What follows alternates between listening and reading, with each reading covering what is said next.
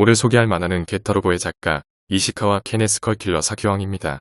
제목에서 알 수 있듯이 허무전기의 주인공 중 하나인 사기왕이 나오는 만화죠. 사실 주인공이라지만 정확히 말하자면 인물이 아니라 거대 메카입니다. 작품의 무대는 현대 일본을 배경으로 하고 있는데요. 이 만화는 보시다시피 볼륨이 딸랑 2권으로 아주 적습니다. 이 만화는 이야기 구성도 간단하고 인터넷상의 내용 정리도 잘 돼 있기에 오늘 영상은 좀 짧게 만들었습니다.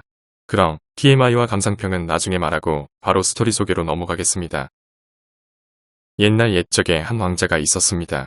그러던 어느 날 괴물이 나타나자 왕자는 그 괴물을 무찌르고 공주와 행복하게 오래오래 살았답니다. 라는 꿈을 꾸면 그것은 길몽이 따로 없습니다.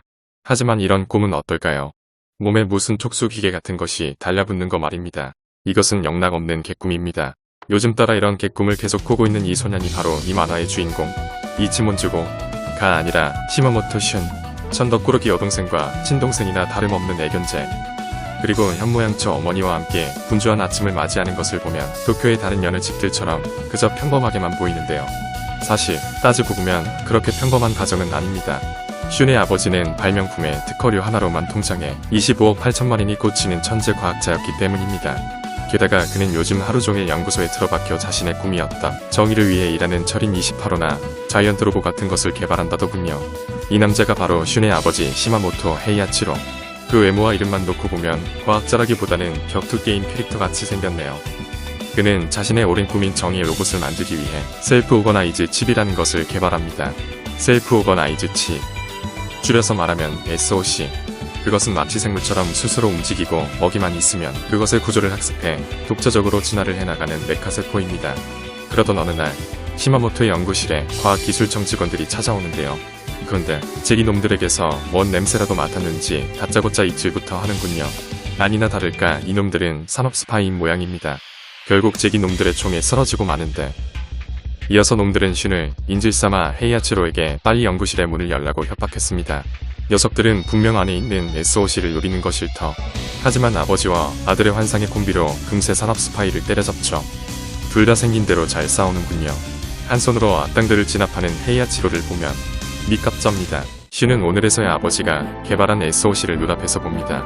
정의의 로봇을 만든다던 아빠는 왼쪽 수 괴물을 만들고 있던 것이요. 아버지가 만들고 있다는 정의의 로봇은 저 그로테스크한 알 속에서 부활을 기다리고 있었죠. 하지만 아버지 헤이아치로는 SOC의 무궁무진한 가능성을 믿고 있었습니다. 기계 구조를 SOC에 인풋하기만 하면 스스로 분해해 필요한 형태로 재생하고 저절로 틀이 완성된다는 것입니다. 즉 SOC만 있으면 공장은 필요 없어지고 인류는 새로운 길을 맞이하게 된다는 것. 저 아리야말로 헤이아치로의 꿈 그 자체. 그러면서도 헤이아치로는 SOC의 불완전함도 알고 있었습니다. 얼마 전부터 SOC가 스스로 폭주해 점점 커지고 있었으며 이대로 가다가 마을 자체가 녀석에게 먹힐 가능성도 있다는 것. 이때 떳떳던 산업 스파이가 깨어나서 자신의 정체를 드러냈는데요. 사실 이 녀석들은 산업 스파이가 아니라 무제국의 자객이었습니다. 무제국, 그들은 1억 8천만 년 전 태평양 일대에 번성했던 문명, 초진동이나 반중력 기술 등을 보유한 그들, 인간보다 반세기 앞선 초고도 기술을 가지고 있습니다. 그러던 어느 날 그들의 대륙은 해저에 가라앉게 됐고 무대륙 문명은 오늘날 사람들에게 그저 전설로만 내려오고 있었습니다. 하지만 그런 그들이 오랜 잠에서 깨어나 인간들을 침략할 준비를 하고 있던 것입니다.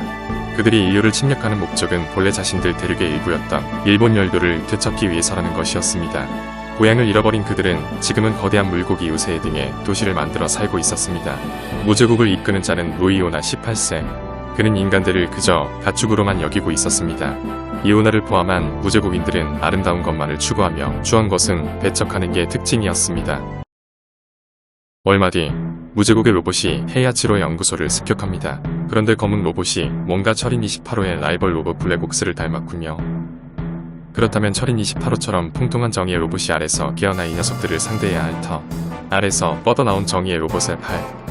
하지만 정작 아래서 나온 것은 괴물같이 추하게 생긴 로봇.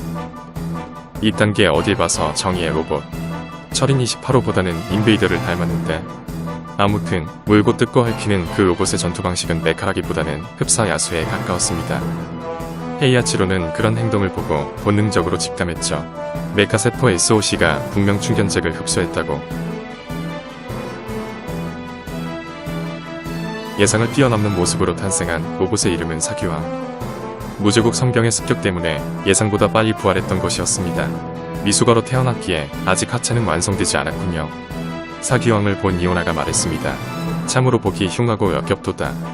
아름다운 것만을 추구하는 무제국에게 있어서 추억이 짝이 없는 사기왕은 용납할 수 없는 존재. 어느새 동네는 거대 로봇들의 혈투로 인해 난장판이 됩니다. 이 와중에 슌의 어머니는 이웃에 폐를 끼칠까 사과하네요. 근데 정작 동네 사람들은 집이 부서지건 말건 거대 로봇들의 싸움을 싱글벙글 직관 중입니다. 슌, 사기왕은 내 명령이라면 따를 게다. 아빠 그게 무슨 말이여? 설마 제 몸의 정면에서 맞서지마. 잭 날아라. 말 잘 듣는 춘견. 적을 먹어치우는 임팩트 있는 장면으로 첫 등장한 사기왕. 춘견 잭의 영혼이 깃들인 사기왕은 이렇게 첫 전투에서 무제국의 상병들을 무찌릅니다.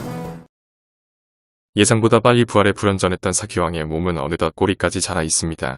슌의 친구들이 가져다준 패처들을 먹고 무럭무럭 자란 것이지요. 이렇게 보니까 진짜 인베이더 같잖아. 무제국도 자기 진화 능력이 있는 사기왕의 능력에 깊은 관심을 가지고 있었고 시마모토에게 SOC 기술을 내놓으라고 협박했죠.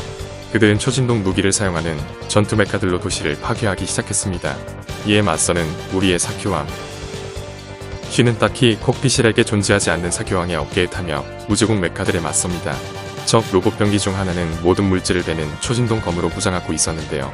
제 아무리 사기왕이라 한들 베이면 큰일 날 터.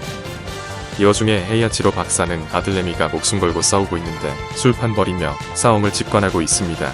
헤이아치로 박사는 확신했던 겁니다. 사기왕은 이미 놈의 검을 다 간파하고 있었다는 것을. 인베이더처럼 꼬리로 적의 몸통을 뚫어버리는 사기왕. 그러다가 사기왕은 비행형 적기에게 붙잡혀 하늘로 끌려갑니다. 슌의 애견은 독수리에 붙잡히게 된 본. 그때 사기왕의 눈에 하늘을 나는 새가 들어오는데요. 사기왕은 곧바로 그것을 본떠 날개를 만듭니다. 근데 날개가 좀 작군요. 하필 학습 샘플이 닭둘기였나 봅니다. 결국 중력을 거스르지 못하고 떨어지는 사기왕. 그래도 와이어 암으로 빌딩에 매달려서 무사히 집에 돌아간 사기왕. 집에선 동생 치코의 보디가드 역할을 수행하는 등 춘견으로서의 면모를 여실히 보여줍니다.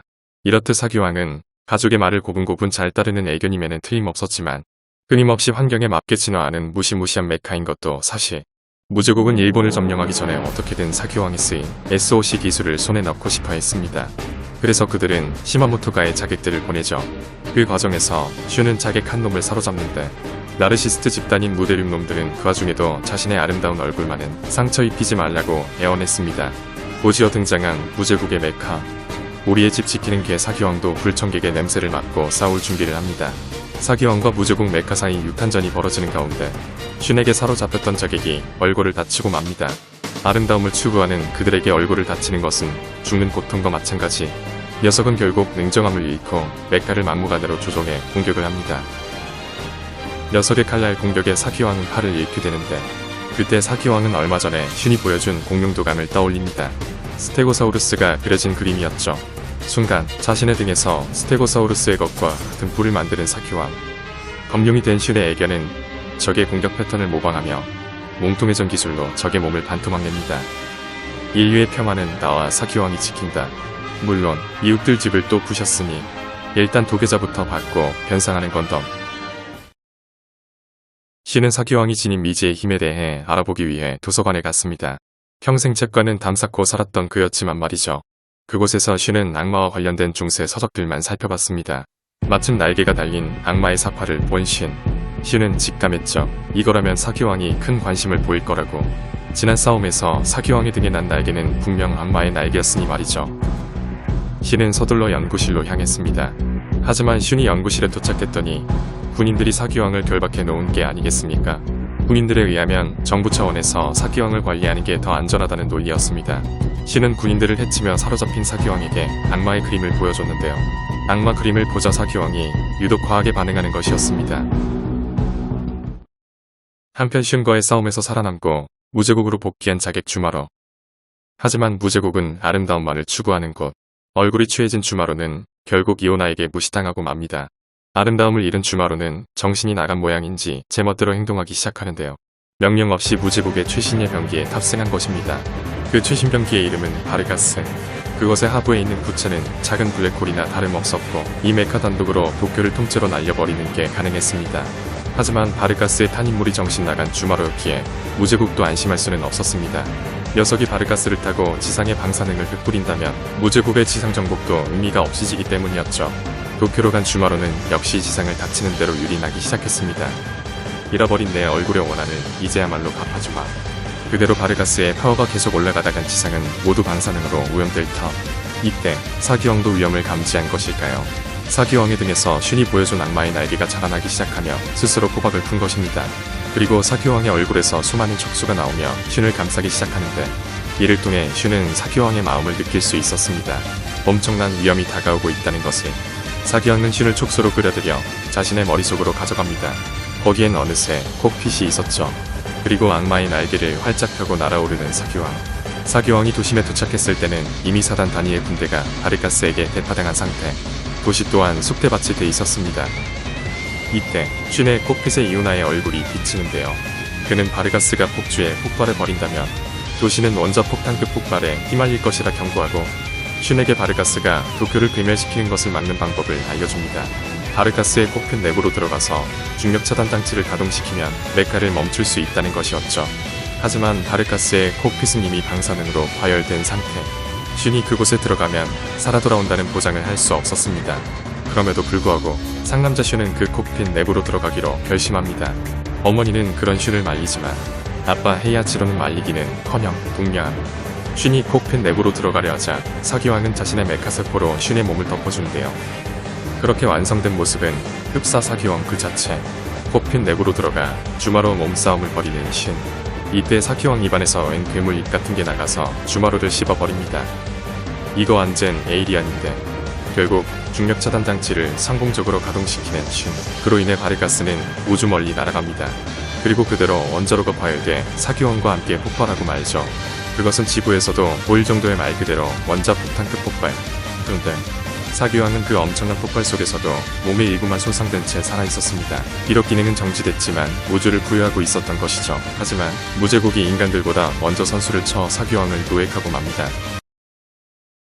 알고 보니 사기왕은 대폭발 뒤 우주 속에서 살아남기 위해 스스로를 냉동동면의 상태로 만들었던 것입니다. 기특하게도 자신의 주인 슌을 안전하게 지킨 채 말이죠. 이오나는 하루빨리 인지를 초월한 메카인 사기왕의 비밀을 풀고 싶어 했습니다. 그래서 사기왕을 분해해 낱낱이 조사하려 했죠. 하지만 사기왕이 잠에서 깨어나 경납고를 부수고 날뛰기 시작했는데요. 한편 슌은 이오나와 만찬을 즐기고 있었는데요. 그는 거기서 무대륙인들의 또 하나의 비밀을 알게 됩니다. 바로 그들이 인간 고기를 즐겨 먹는다는 사실 말이죠. 인류는 무대륙인들에게 가축 그 이상도 이하도 아니었던 것입니다. 이 시각 사기왕은 자신의 메카스포로 무대륙의 선체를 서서히 먹어치우고 있었습니다. 선체를 촉수로 감싸며 자신의 손상된 몸을 새로 재생시키는 사기왕. 무제국 놈들이 혼란에 빠진 가운데 슌은 기회를 노려 길구멍으로 도망갔습니다. 하지만 그러다가 무제국 메카에게 공격당하고 말죠. 그런데 어찌된 일인지 무제국의 다른 메카가 슌을 도와주는데 사실 사기왕의 촉수가 이미 그 메카에 스며든 것이었습니다. 곧이어 그 메카의 몸을 찍고 슌 앞에 등장하는 사기왕. 무제국 선체를 먹고 진화해서 외형이 조금 변한 건 더 강해진 사기왕은 야성적인 전투 방식으로 적들을 순식간에 해치웁니다. 주인에겐 순둥이, 적들에겐 악마 같은 맹견. 결국 이오나는 사기왕이 있는 선체의 블록을 떼어내고서야 선체 침식을 막을 수 있었습니다. 슌이 우주로 날아간 지도 벌써 3대. 가족들은 아직도 슌을 애타게 기다리고 있었습니다. 친구들도 슌을 기다리며 애간장을 태우고 있는 것은 마찬가지. 사실 슌은 무제국의 선체에서 지상으로 올라온 지 오래. 게다가 그의 몸은 사기왕의 영향 탓인지 이미 SOC화돼 있었습니다. 그가 아직까지 가족에게 그 모습을 보여주지 않은 이유가 바로 이것 때문이었을까. 보통 인간과는 달리 보이지만 초인의 힘을 갖게 된 슌. 지나가다가 시비가 붙은 동네 양아치들을 순식간에 쓰러뜨립니다. 한편 이오나는 인류와 결전을 치르기 위해 전 병력을 이끌고 총력전을 시작합니다. SOC 몸을 갖게 된 슌은 이제 단신으로도 무제국 메카 몇 개쯤은 쓰러뜨릴 수 있는 수준이 된 상태.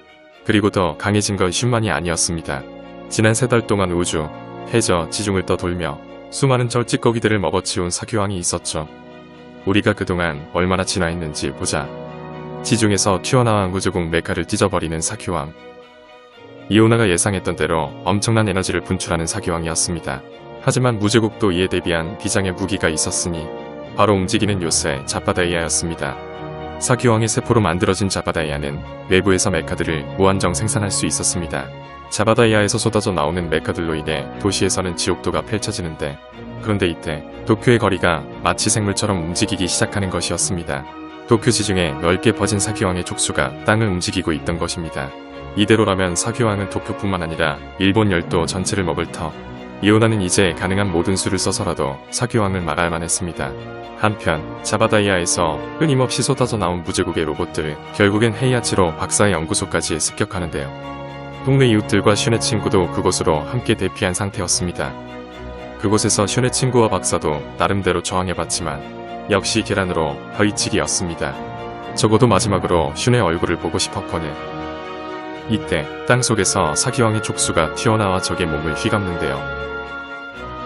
이어서 촉수의 에너지체에서 슌의 얼굴이 비추었습니다. 아버지, 이오나는 광기의 지배자야. 놈은 지상의 인간을 가축으로만 여겨 인간을 식량으로 삼기 위해 지상을 제압하려 하고 있어. 3개월 만에 드디어 슌을 만난 가족과 친구들. 하지만 반가움도 거기까지. 인류를 침략하는 무제국 놈들이 지상을 가축 목장으로 여기는 끔찍한 사실도 알게 됩니다. 동시에 슌은 사기왕이 도쿄를 먹어가고 있다는 사실도 아버지에게 말해주죠. 과연 먹히는 쪽은 인류인가 무제국인가?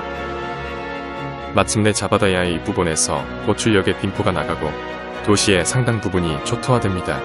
이대로 모든 일본 땅을 제압한다. 반항하는 자는 모두 없애라. 그런데 자바다야의 공격으로 생긴 거대 분화구에서 여전히 사기왕의 반응이 나오는 것이었습니다. 사기왕의 촉수가 아직도 살아있었던 것이죠. 도쿄 땅을 흡수하면서 서서히 고개를 드는 사기왕의 촉수들. 그것을 계속 관찰하던 이오나와 그의 부하들은 경악을 금치 못하는데요. 땅에서 서서히 모습을 드러내고 있던 것은 촉수의 모습이라기보단 거대한 선에 가까웠기 때문입니다. 사기왕이 도쿄의 거리를 흡수해 마침내 거인의 모습이 돼 예상을 뛰어넘는 성장을 했던 것입니다. 설마 이것이 사기왕의 최종 진화의 형태란 말인가? 그 진화는 멈출 줄 모르고 마침내 도시 자체를 흡수한 사기왕. 거대화된 사기왕은 일어서기 시작합니다. 그런데 사기왕이 흡수했던 몸의 일부가 부스러지기 시작하는데 이오나는 이를 아직 사기왕이 완전히 진화하지 않은 것으로 여겨 총공격을 지시합니다. 거대화된 사기왕의 몸속 코어에는 사기왕의 본체가 자리잡고 있었고, 그리고 그 사기왕의 본체 안에는 슌이 가부좌를 튼 자세로 있었습니다. 때가 왔음을 직감한 슌이 사기왕을 부르자 사기왕은 이에 호응하듯 포효했습니다.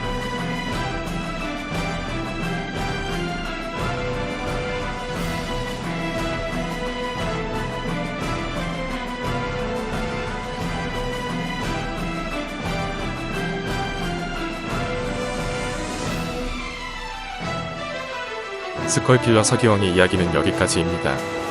이 작품은 게타로보 고의 연재 게시로 진정한 완결을 내지 못하고 급하게 마무리됐는데요. 만화책 1권의 마지막 페이지에서는 제1부 아니라고 쓰여 있지만 끝내 2부는 나오지 않았습니다. 하지만 이 만화는 나중에 허무전기 시리즈에 편입돼 다른 의미로 이야기를 계속 이어나갈 수 있게 됐습니다.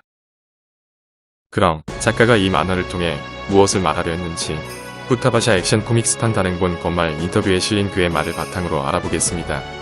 이시카와의 만화에서 사기왕이라는 제목이 붙은 작품은 모두 세 작품이 있습니다.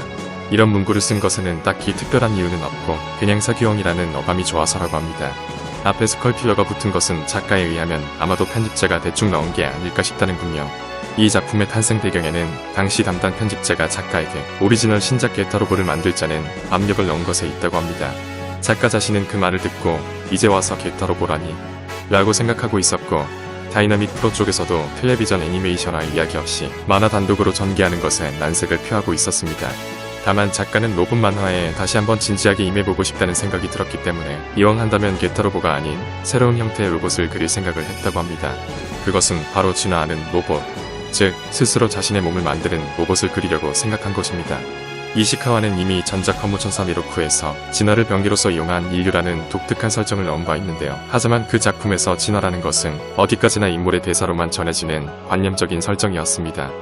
하지만 이 작품에 이르러 비로소 작가는 스스로 자신의 몸을 만드는 로봇을 그려내며 독자들에게 진화를 시각화해서 보여주는데 성공합니다. 이시카와의 작품은 마수전선 등 증식과 흡수가 모티브가 된 작품이 많습니다. 작가는 증식과 흡수야말로 소년 만화의 패턴 중 하나라고 생각했다고 합니다. 증식과 흡수라는 소재를 로봇 만화에 쓰면 굉장히 비주얼적으로 독자들에게 어필할 수 있었기 때문이죠. 보통의 로봇 만화에서 흡수란 새로운 능력을 키워서 파워업하는 것이고, 증식이란 강력한 동료가 많아져서 팀을 꾸리기도 하는 것입니다. 하지만 이 양반 만화에서는 흡수란 적을 잡아먹는 것이고, 증식이란 도시를 먹어서 거대화되는 것이군요. 한편 사교왕이 싸우는 적인 무제국은 전형적인 소년 만화틱한 적인데요. 아무래도 그것에는 편집자의 의향이 꽤 들어간 것이라고 합니다. 어쨌든 작중 무제국은 미에 집착하는데요. 이는 주인공 사교왕 측의 추함에 대비되는 형태라고 합니다. 보통의 로봇 만화와 정반대의 설정을 취한 것을 보면 굉장히 독특한 설정인 듯 싶습니다. 스컬킬러 사교왕에서는 인물들의 일상생활이 생생하게 그려져 있습니다. 작가는 전작 미로쿠가 장대한 이야기의 SF 사극이었으니 이번에는 더 통속적인 홈드라마에 집중해보려고 했다는군요. 그래서 거대 로봇인 사교왕이 사실은 반려견이었다는 독특한 설정을 추가한 것입니다. 아무래도 제 생각에는 사교왕의 탄생에는 이시카와 켄이 실제로도 반려견을 키웠었기 때문이 아닐까 싶습니다. 사교왕은 그의 반려견 로보가 모티브, 연구실에만 처박혀서 일만 하는 헤이아치로 박사는 만화만 그리는 본인을 모티브로, 여동생은 그의 따님을 모티브. 이 만화는 갑작스레 연재가 중단됐기 때문에 아직 풀리지 않은 떡밥들이 있습니다. 사교왕에게 흡수된 뒤에 일본의 세계는 추후 허무전기 이야기에서 다룰 내용이니 패스하고요. 작중 제대로 설명되지 않은 사교왕이나 모 제국의 정체에 대해 추리를 해볼까 합니다. 이에 대해 자세히 설명해주는 공식 설정이 없기 때문에 어디까지나 재미삼아 추론하는 것이니 한 귀로 듣고 한 귀로 흘리셔도 됩니다. 미르 광패를 보신 분이라면 이번 영상에서 사교왕의 특성을 보고 무언가 생각나셨을 겁니다. 바로 도구라 말이죠. 사교왕이 무엇이든 흡수해 진화하는 모습을 보면 분명 도구라의 바리에이션처럼 보입니다. 사교왕은 제작자인 헤이아치로 박사는 물론 초고도 문명 무제국인들조차 미스테리로 여길 만큼 인지를 초월한 메카로 묘사되는데요. 아무리 박사가 천재라 한들 원자 폭탄급 폭발에서도 살아남고 종막에는 도시를 흡수하는 괴물을 만들었다는 것이 쉽게 납득이 가지 않습니다. 사오토메 박사처럼 미지의 에너지인 겐타선을 운용해 로봇을 만든 것도 아니니까요. 인지를 초월한 슈퍼로봇에 설득력을 주려면 뭐니 해도 게타로봇처럼 우주에서 흘러온 미지의 에너지 혹은 물체가 있어야 하지 않겠습니까? 그렇다면 혹시 헤이아치로 박사도 사오토메 박사처럼 미지의 외계 물질을 발견한 것이 아닐까요? 어느 날 헤이아치로 박사가 지구에 아직 남아있던 도그라를 우연히 발견했고 그 도그라의 세포를 이용해 SOC, 셀프 오거나이즈 칩을 개발한 것이라는 가정입니다. 사이조의 말에 의하면 도그라란 우주의 악령 혹은 망령이라고 합니다. 마침 작중에서도 사교왕이 유독 악마의 사진에만 과하게 반응하는 장면이 나오기도 하죠. 두 번째 추론으로는 헤이아치로 박사가 용해함에서 SOC 관련 기술을 습득한 것이 아닐까 하는 것입니다.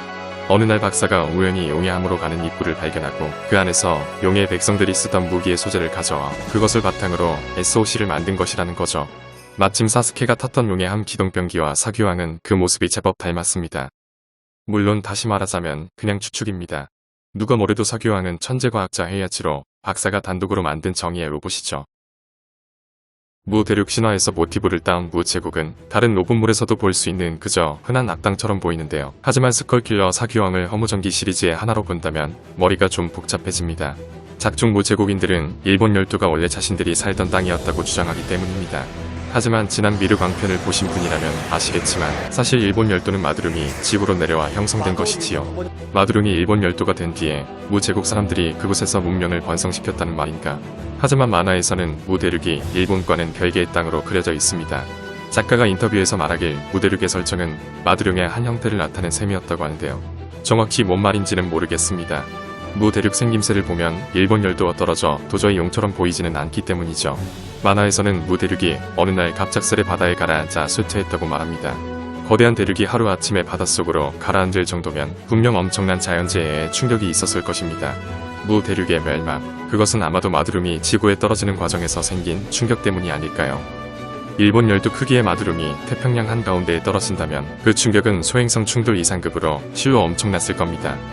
즉, 마두룡의 지구 착륙 때문에 무 대륙인들은 그들의 땅이 바다에 가라앉고 1억 8천만 년 동안이나 바닷속에서 재기를 누린 것이라 추리해봤습니다. 혹자들은 이 만화가 에반게리온에 영향을 줬다고 말합니다. 둘이 공격 방식이나 생김새도 닮았고 가족의 영혼이 로봇에 깃든 점도 유사하다더군요. 충격적이면서도 찝찝한 결말도 비슷하군요. 스컬킬러 사교왕은 모든 걸 흡수해 무한히 증식하고 진화하는 로봇이라는 테마를 확립시킨 작품입니다. 증식과 흡수라는 소재는 이미 작가의 전작 마수전선에서 다룬 바가 있지만 이번에는 그것을 행하는 주체가 유기물이 아닌 생물과 같은 로봇이라는 점이 특징이라고 할 수 있습니다. 모든 것을 흡수해 진화하는 로봇이라는 테마는 나중에 게타로보 고에서 등장하는 진게타로 계승되어 결국엔 게타로보 사가의 초석을 쌓게 해준 것입니다.